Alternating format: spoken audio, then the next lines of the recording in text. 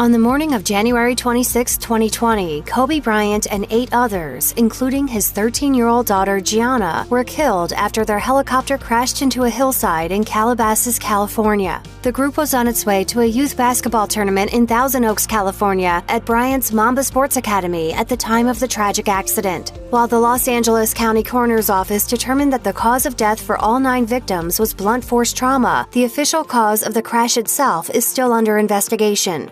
According to Jennifer Komedy of the National Transportation Safety Board, it will be at least a year before the final report on the crash is released. On the day of the crash, TMZ reported that an eyewitness had said that they heard sputtering from the helicopter's engine as the vehicle came down. Now, more than a week after the accident, 911 calls pertaining to the incident have been released, providing chilling eyewitness accounts regarding just what happened on that fateful morning in Calabasas. The released calls all touch on the idea that visibility was extremely low in the area at the time of the crash due to heavy fog. I just heard a helicopter go over me. It went over my head. It's thick in clouds. And then I heard a pop, and it immediately stopped. Another witness had trouble identifying the aircraft as a helicopter due to the poor weather conditions. I'm walking on the trail. I could hear the plane, I think it was, in the clouds. We couldn't see it, and then we just heard a boom and a dead sound, and then I could see the flame. One eyewitness, who was farther away from the actual crash site, also reported seeing the flames. A helicopter crashed into a mountain. We heard it, and now I'm looking at the flame. The calls paint a devastating picture of the final moments of all aboard the helicopter, but there are still quite a few unanswered questions. Due to a missing piece of crucial equipment, the world may never know what exactly occurred during the helicopter's last moments in the air.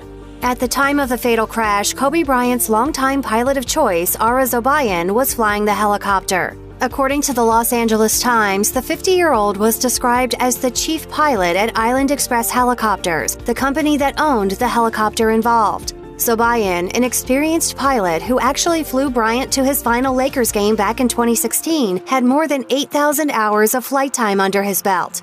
But despite Zobayan's years of experience, the helicopter he was flying allegedly lacked a few important pieces of equipment at takeoff. The helicopter was reportedly lacking a cockpit voice recorder, a device that could have provided clarity of what happened inside the helicopter in its final moments airborne. Island Express reportedly removed the device in March 2016 after purchasing the helicopter from the state of Illinois, and there is no record of it ever being replaced. The National Transportation Safety Board has asked for all aircraft to be equipped with that device, but that request has not been supported by the Federal Aviation Administration. Jennifer Komedy of the NTSB said the presence of the recorder would have been a significant help to the investigation. However, Zobayan did have an iPad with him, which has been recovered by investigators for further examination. In addition to the missing cockpit voice recorder, the NTSB also revealed that the helicopter carrying Kobe Bryant and 8 others lacked a Terrain Awareness and Warning System, or TAWS for short.